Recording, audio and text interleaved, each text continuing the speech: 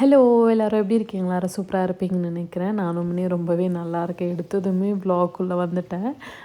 இன்றைக்கி வந்து butter chicken பண்ண போகிறேன். அது கூட வந்து நான் ரெசிப்பியும் பண்ண போகிறேன். நான் ரெசிபி ஷேர் பண்ணல, பட்டர் சிக்கன் மட்டும் உங்களுக்கு ஷேர் பண்ணுறேன். நான் வந்து ஆல்ரெடி நான் நிறைய ரெசிபியில் ஷேர் பண்ணியிருக்கேன். நிறைய வீடியோஸில் ஷேர் பண்ணியிருக்கேன். அதனால் வேணான்ற ஒரு பேன் வச்சுட்டு பட்டர் சேர்த்துட்டு கொஞ்சமாக பட்டை, கிராம்பு, ஏலக்காய், அது கூடவே கொஞ்சமாக ஜீரகம், கொஞ்சமாக இஞ்சி, பூண்டு, காஞ்ச மிளகா, ஆனியன், டொமேட்டோ, அதுக்கு தேவையான அளவுக்கு உப்பு, கேஷ்யூநட் போட்டுக்கிறேன். இவ்வளோ தான் பேசிக் மசாலா. இது நல்லாவே வதக்கி விட்டுடணும். இது கூடவே வந்து மல்லிப்பொடி, மிளகாய் பொடி, காரத்துக்கு கொஞ்சமான தேவைக்கு தக்கன மாதிரி மஞ்சள் பொடி லைட்டாட்டும், ரொம்ப போடக்கூடாது, அந்த கலர் மாறிடும். நான் காஷ்மீரி சில்லி தான் போட்டிருக்கேன் காரத்துக்கு. அதனால தான் நான் வந்து காரத்துக்கு நல்லா இந்த வீட்டு மிளகாய் போட்டிருக்கேன். இது நல்லாவே வதக்கி எடுத்துடலாம். கொஞ்சம் பச்சை வாசனை போகிற அளவுக்கு வதக்கிக்கலாம். இஞ்சியோட அளவு கொஞ்சம் கம்மி பண்ணியிருந்துக்கணும். நான் கொஞ்சம் இஞ்சி ஜாஸ்தி போட்டுட்டேன். அப்புறம் வந்து நான் இது மசாலா வந்து என்ன பண்ணி வச்சுருக்கேன், சிக்கன் வந்து 1/2 kg போன்லெஸ் எடுத்திருக்கேன். 1/2 kg தான். 1/2 kg வந்து இஞ்சி பூண்டு பேஸ்ட்டு, உப்பு, கொஞ்சமாக கர்டு, கூட வந்து சில்லி பொடி, கொஞ்சமாக மஞ்சள் பொடி, இது போட்டுட்டு ஒரு 2 மணி நேரம் ஃப்ரிட்ஜில் வச்சுருந்தேன். இது வந்து ஷாலோ ஃப்ரை மாதிரி தான். ஒரு தவாவில் கொஞ்சமாக பட்டர் சேர்த்துட்டு இது மிக்ஸ் பண்ணி வச்சுருக்க எல்லா பேட்டரும் எடுத்து இந்த சிக்கன் பீசஸ் எல்லாம் இந்த பேனில் போட்டு ஒரு மாதிரி ஷாலோ ஃப்ரை பண்ணி எடுக்கணும். அவ்வளோதான். ஃபஸ்ட்டு ஆக்சுவலாக அன்றைக்கி நான் சமைக்கும் போது சில்ட்ரன்ஸ் டே என் ஃப்ரெண்டோட ஃபேமிலிக்கு கொடுக்குறதா எனக்கு ஐடியாவே இல்லை. அதனால தான் நான் 1/2 kg அளவுக்கு செஞ்சேன். அதுக்கப்புறம் வந்து எனக்கு 1/2 kg அளவிலே நான் கிரேவியை கொண்டு வரணுன்றதுனால நான் வந்து இந்த மாதிரி கொஞ்சம் எக்ஸ்ட்ராவாக, நான் இது வரைக்கும் இவ்வளோ குவான்டிட்டி நான் பண்ணதே இல்லை. நான் கரெக்டாக 4 மெம்பர்ஸ்க்கு தான் சமைப்பேன். எக்ஸ்ட்ரா ஒரு ஃபேமிலிக்கு சமைக்கணும் போது கொஞ்சம் எனக்கு பயம் தான் இருந்தது. பயத்தில் என்ன பண்ணியிருக்கேன்னா, இஞ்சியோட அளவு கொஞ்சம் கூடி போன மாதிரி இருந்தது. சைட் படியாக நான் வந்து சைடில் வந்து காஃபியும் போட்டுட்ருந்தேன். இது ஷாலோ ஃப்ரை பண்ணி எடுத்தால்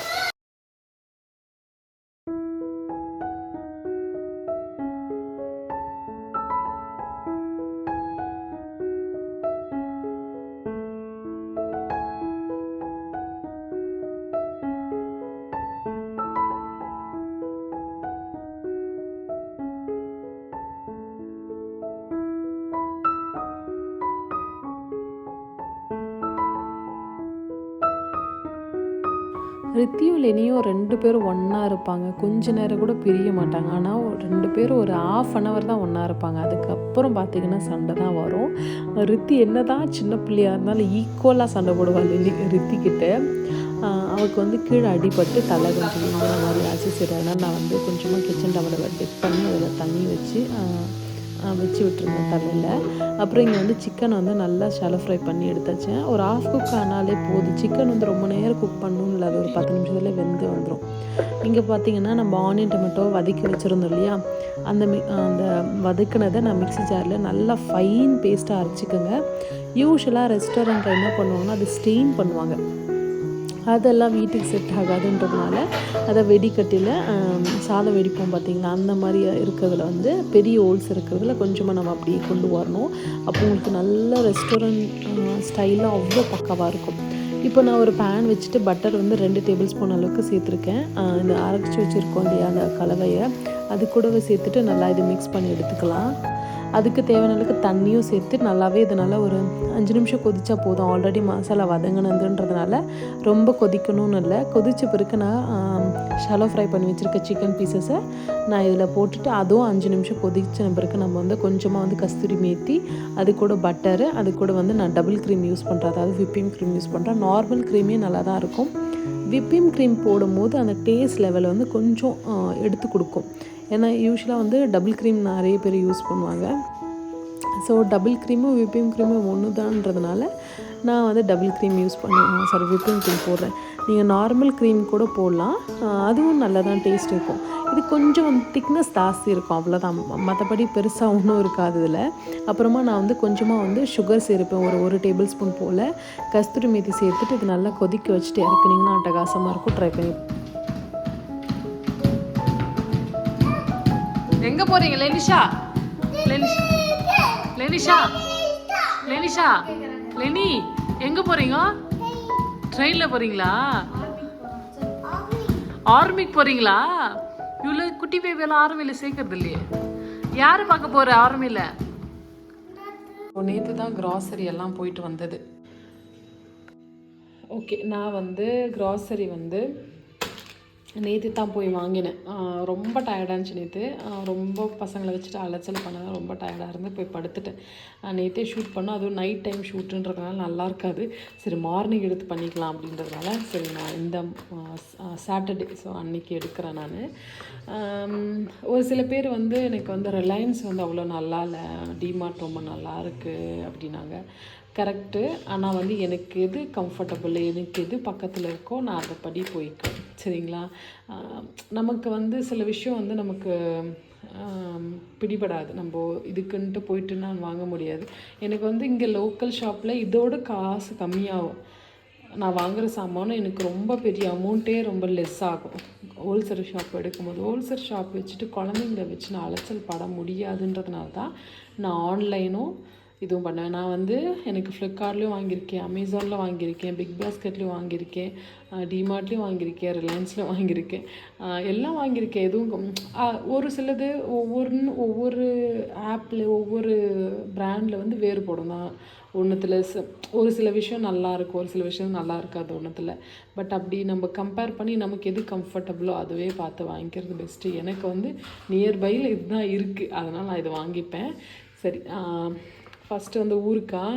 எனக்கு ஊறுக்காய் எல்லாம் சாப்பிட பிடிக்காது. அப்புறம் வந்து பெரி வந்து தீந்தி போயிடுச்சு. சரி, அதனால் நான் கொஞ்சம் பெரி வாங்கினேன். அப்புறம் விம் ப்ரில் வந்து சிஎஸ்டியில் கிடைக்கும், ஆனால் எனக்கு ப்ரில் பிடிக்காது, விம் பிடிக்குன்றதுனால நான் வந்து விம் யூஸ் பண்ணுவேன். ஏன்னா நம்ம வந்து நிறைய பேக்கிங் யூஸ் பண்ணுறோன்றதுனால ஸ்மெல்லில் வந்து எனக்கு அதை விட இது பெஸ்ட்டாக தருது. நல்லா அது ஸ்மெல் போகிற மாதிரி எனக்கு ஃபீலு. அப்புறம் 2 டைப் ஆஃப் வினிகர் வாங்கினேன். அப்புறம் ஜீரக சம்பா ரைஸ் வந்து 2 கேஜி நான் வாங்கினேன்.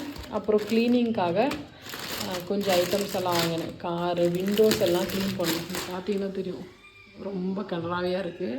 இதெல்லாம் நம்ம ஸ்ப்ரே பண்ணி க்ளீன் பண்ணணும். அதுக்குன்னு ஒரு டிக்கெட்டே ஒதுக்கி பண்ணணும், அப்போ தான் நல்லாயிருக்கும். அதுக்காக கொஞ்சம் வந்து என்கிட்ட ஆல்ரெடி நிறைய இருக்குது. இன்னொரு set of micro fiber cloth வாங்கினேன்.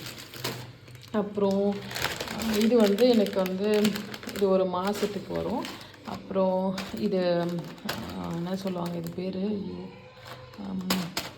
ராகி சேமியா. அப்புறம் ஸ்பெகதி வந்து நான் அமேசானில் தான் பண்ணுவேன். பட்டு சரி அங்கேருந்துனே அப்படின்ட்டு வாங்கினேன். அப்புறம் ஃபேஸ் ஸ்க்ரப்பர் ஒன்று வாங்கினேன், பான்ஸ். இது வந்து தோசை ரைஸு ஓப்பன் பண்ணி ஆப்பத்துக்கு ஊற போட்டிருக்கேன். அப்புறம் வேர்க்கடலை, கோதுமை மாவு. எனக்கு வந்து இந்தியா கேட் கிடைக்கலாங்க, ஓகேங்களா? சரி, அதனால் நான் வந்து ஃபார்ச்சூன்லேயே பாஸ்மதி ரைஸ் வாங்கினேன். சரி பார்க்கலாம் எப்படி இருக்குன்ட்டு. அப்புறமா இந்த சம்பா கோதுமை ரவை வாங்கினேன். அது கூட பேக்கிங் சோடா, அப்புறம் ஒரு கல்லுப்பு, மஞ்சப்பொடி. இது நான் உங்களுக்கு அப்புறமா சொல்கிறேன். அதே மாதிரி வந்து கோதுமை, கடலைப்பருப்பு, பொட்டுக்கடலை, 3 கேஜி எண்ணெய், ஒரு 2 கேஜி மைதா. சடனாக வந்து எனக்கு பேக்கிங் எப்பாவது ஆர்டர் கிடைக்குன்றதுனால நான் எப்போவுமே ஒரு சில பிராண்டு தான் யூஸ் பண்ணுவேன். லோக்கலில் வாங்கினது நல்லா வரல, ரொம்ப லாஸ் ஆகிடுச்சு எனக்கு அது. ஏன்னா ஒரு பேட்ச் ஆஃப் போட்டோம்னா நமக்கு ஒரு 1/2 கேஜி நம்ம போடுறோம்னா, இது எனக்கு 1/2 கேஜி எவ்வளோ வரும்? 40 ரூபான்னு வச்சுக்கோ. 40 ரூபாவும் தண்டமாகி வெளியே போய் கொட்டேன் நான். அதனால் வந்து இந்த பிராண்டு இல்லைன்னா இங்கே வந்து ஒரு சில 2 பிராண்டு யூஸ் பண்ணுவேன். அது வந்து அதுவும் நல்லாயிருக்கும். அது பேர் சரியாக மறந்துட்டேன். சரி, அதனால் வந்து அங்கே ஒரு 2 கேஜி ஆஃப் கேஜி பேக்கெட்டாக வாங்கினேன். ஏன் இப்படி ஆஃப் கேஜி வாங்கினேன் அப்படின்னா, எனக்கு ஒரு பேக்கெட் என்கிட்ட பெரிய ஸ்டோரேஜ் கண்டெய்னர் கிடையாதுன்றதுனால நான் வந்து இது வந்து கட் பண்ணி யூஸ் பண்ணிப்பேன். மேக்ஸிமம் 2 கப்பு வருதுன்னு வச்சுக்கோங்க இதில். ஸோ இது யூஸ் பண்ணி வச்சுக்கலான்றதுனால ஆஃப் கேஜி வாங்கினேன். அப்புறமா ஸ்டார் அனிஸு, அப்புறமா ஏலக்காய், ப்ரௌன் சுகர். வந்து ப்ரௌனி ஏதாவது வருது அப்படின்னா ப்ரௌன் சுகர் போடுவேன். அதுக்கு வந்து இந்த ப்ரௌன் சுகர் தான் ஆட் பண்ணுவேன் நான். ஸோ இது ரொம்ப நல்லாயிருக்கும் அதனால். அப்புறமா பேக்கிங்க்காக நான் 3 கேஜி சுகர் வாங்கியிருப்பேன். இந்த பிராண்டு தான் யூஸ் பண்ணுவேன்.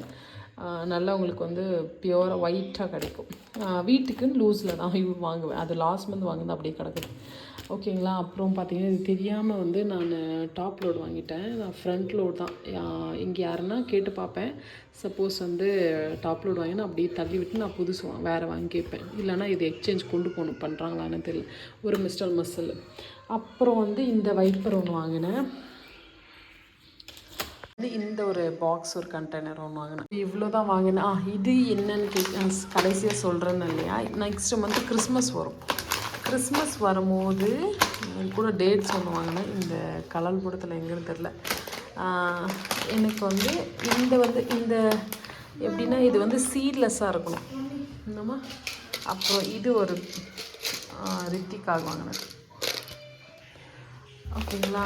இது வந்து கேன்பரியும் வந்து ப்ளம் கேக் வரும் பார்த்திங்களா, அதுக்கு வந்து சோக் பண்ணி வைக்கணும் ஆல்கஹாலில். அதனால் நான் இது வாங்கினேன்.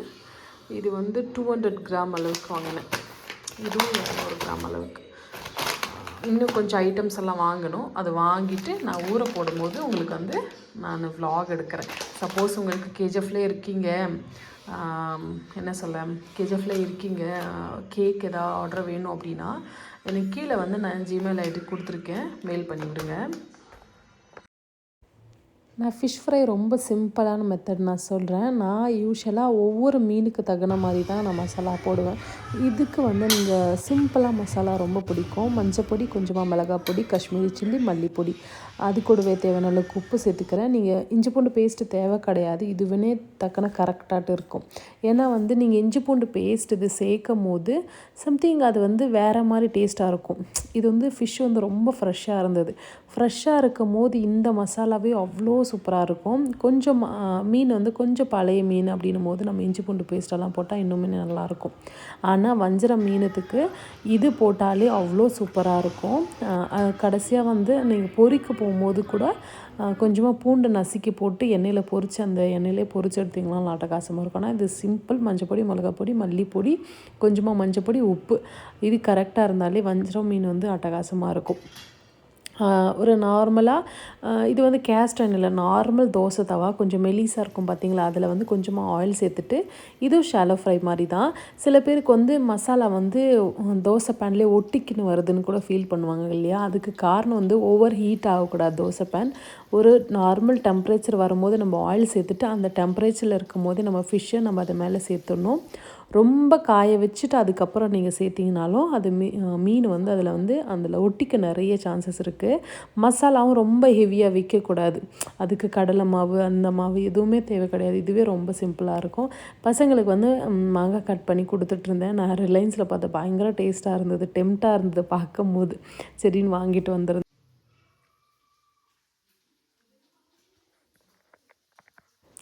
இங்கே ஃபிஷ்ஷு பார்த்தீங்கன்னா தெரியும், நல்லா கீழே வந்து நல்லா கிறிஸ்பியாக ஆகிடுச்சு. இப்போ வந்து நீங்கள் வந்து கொஞ்சமாக அதை நீக்கி எடுத்து திருப்பி போட்டிங்கன்னா அது அழகாக பொண்ணு போல் வந்துடும். ரொம்ப அந்த ஹீட்டோட லெவல் தான் ரொம்ப முக்கியம். அது கரெக்டாக இருந்தால் மீன் வந்து ஒட்டாது.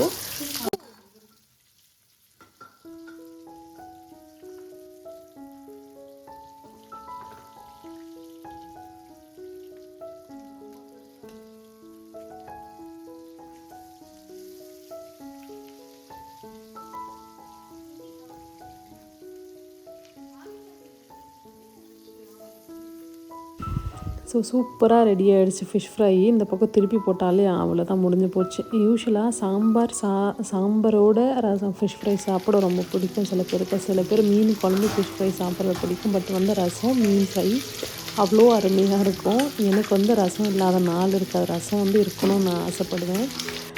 சூப்பராக இருந்தது இன்றைக்கி லன்ச். ரொம்ப சிம்பிள் தான். இந்த ரசம் வந்து ஆல் டைம் நிறைய டைம் ஷேர் பண்ணிட்டேன். என்ன சொல்ல, கரைச்சி விட்டு இறக்குன புளி இது அவ்வளோ நல்லாயிருக்கும். இந்த வில்லேஜ் ஸ்டைலில் ரசம் அது. அவ்வளோதான், இந்த விலாக் முடிச்சுக்கிறேன். பிடிச்சிருந்தால் லைக் அண்ட் ஷேர் பண்ணிவிட்டு கமெண்ட் செக்ஷன் சொல்ல மறந்து. ரொம்ப குட்டி தான், பட் இருந்தாலும் யூஸ்ஃபுல்லாக இருக்கும்னு நினைக்கிறேன். பாய்.